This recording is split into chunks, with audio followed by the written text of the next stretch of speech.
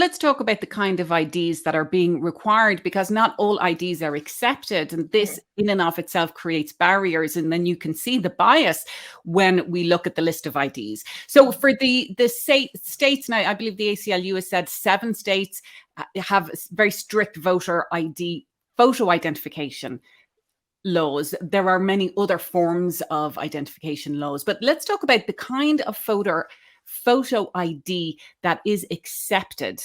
That we'll talk about then why there are problems in accessing this. But what are some of those laws requiring people to show up with when they want to cast a ballot?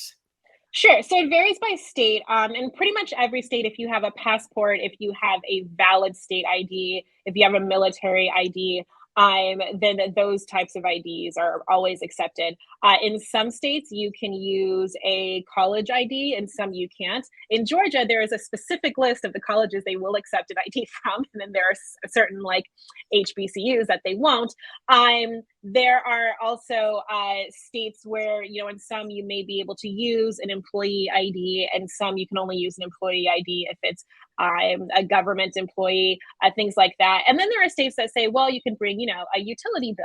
But our organization works with thousands of people who are unhoused and don't have a utility bill and don't have an ID. And that is not a reason to exclude them from being able to vote. So even the states that aren't necessarily strict actually are, when you're looking at the vulnerable populations, that they're keeping out.